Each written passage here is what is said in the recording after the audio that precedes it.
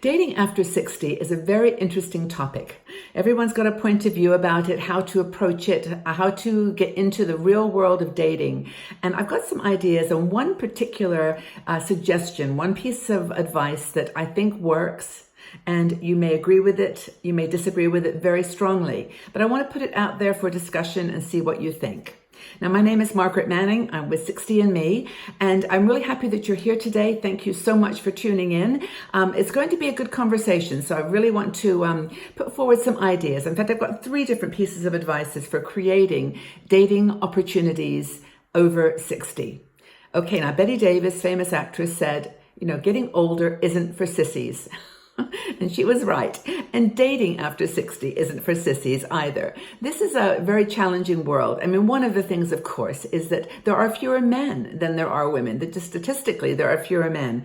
The dynamic of human engagement has changed. The way that we meet people, especially as you get older, how you make friends, the places you go, the things that you do. It's all shifted a lot. It's shifted online. So a lot of people do go to online dating, and we're going to talk about that in a minute. But I think the most important thing is that as you get older, it's more complex. We've lived and loved in our lives. We have probably lost a few times, and many of us have been divorced and been through rather difficult, readjustment periods after that. So we're not as trusting, perhaps, as we should be, or that we could be, in getting back into a relationship. But that's okay, because I think we've got to start somewhere. And if you're watching this and listening to this, you've got some curiosity, at least, about how to get back in, or that you want to get back into the dating world, or you're curious. And what I would say is that actually it can be fun. It can be fun if we approach this with the right state of mind. I think that there's some things we can do, and the one that I'm going to mention for you in a minute is actually quite a provocative one, because a lot of women in their 60s are strong. They're strong women who are independent, and we've done things for ourselves. I'm going to put myself in that category. I don't like to ask for help. I'm very self-sufficient. And the idea of giving up independence for intimacy in a relationship is challenging. It's something that you have to really decide you're going to go for. And if you're not, then it's probably not something that you're going to approach. But I think that older women, we talked to this dating coach who was a man a few years ago, and he said that one thing he really believed, and people always say, well, Margaret, why don't you ask guys about this topic? And I did. And he said, women have to make the first move. Or they not so much have to make the first move, but it's great if women can make the first move.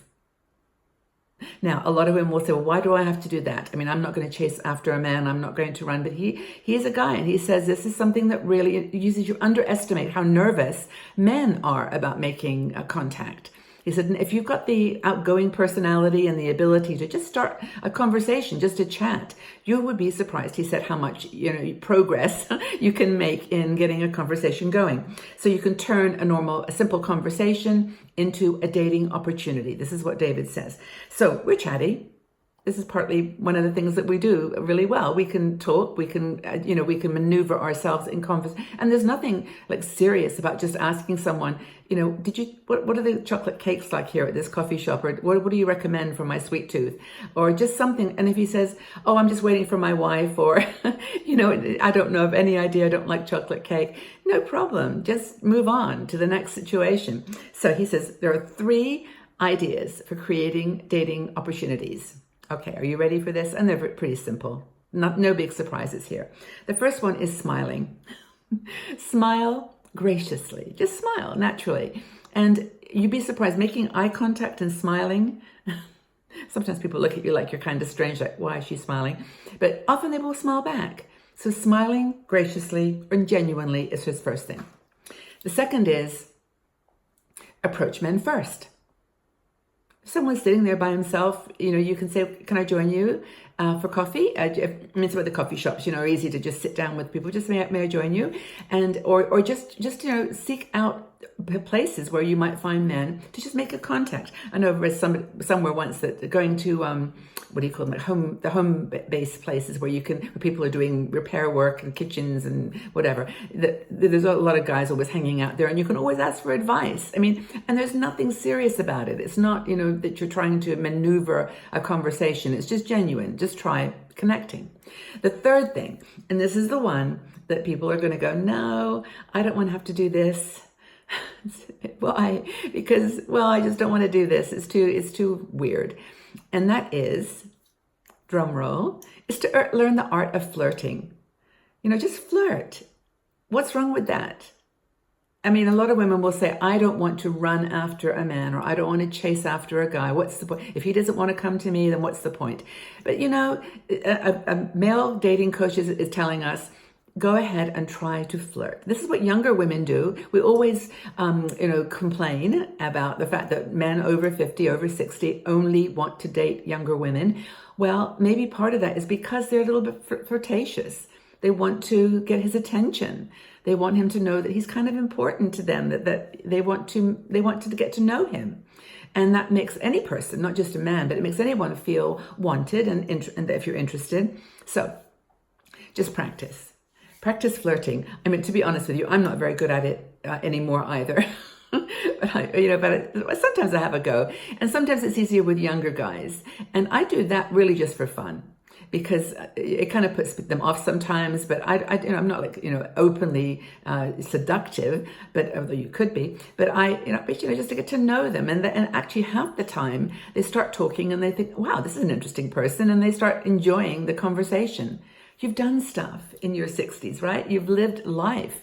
You've got stories to tell. You're a fun person. So I think that's important. But David actually suggests looking up a high school friend, just practice flirting with someone that you flirted with before, or that you won't take you too seriously.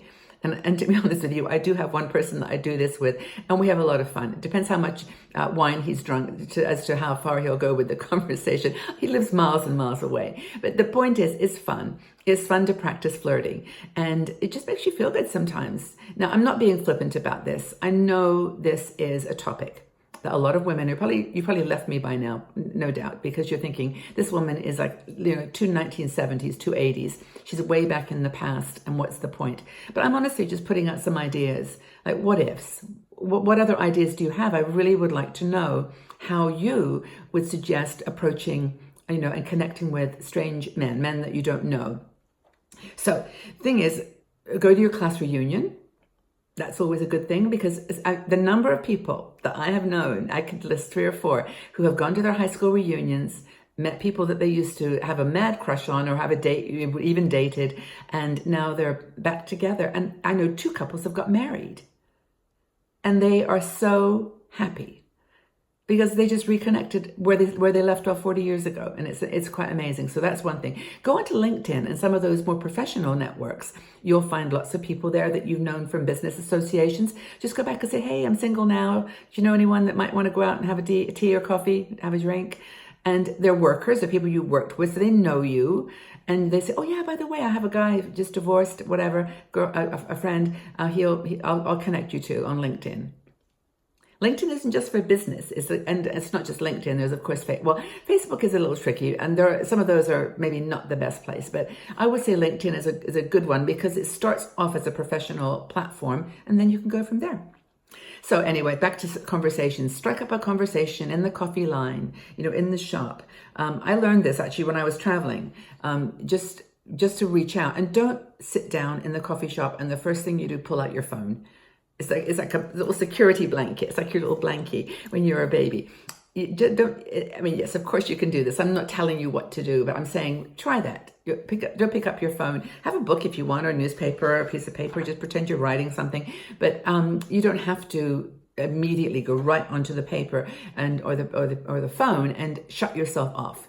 Someone comes in, you look interesting to them. If you're sitting there stuck to the phone, maybe they're stuck to their phone too. We're all there, but it's just another way of connecting. And if someone makes a move or looks at you and says hello, look back or connect back and say, yeah. Another thing actually that I want to mention, there's actually one other little thing here, is go walking dogs. Dogs and cats, dogs particularly, are friend magnets. And people will they're just immediately attracted to people with pets. And also go to places that you love. Go to bookstores if you like books. Go to theaters if you like the theater. Go solo. It doesn't matter. Just go by yourself. And chances are Even if you sit down with another woman, it's okay. It's another person, it's a connection, and that's okay. Meetups, of course, I've mentioned before, meetup.com, lots and lots of cool things going on there. Most important thing, this is it. It's learn to trust again. Don't give up on love. This is one of the cards from our deck of cards, which I absolutely love for just this purpose. Thinking about the things that we need to encourage ourselves to do. And that's one of them there, is learn to trust again. That's where the secret of love is, I think. Just be open to the possibility. So, tell us your story. Do you agree that, and this is the big question, do you agree that women should or could make the first move in establishing a connection with a man? What do you think? Look forward to your comments in the conversation. I'll join in too. But thank you again for being here. Thanks for listening. And come back again. We've got lots going on in our 16Me channels, and I love having you here. Thank you again for all your support. Take care for now. Bye-bye.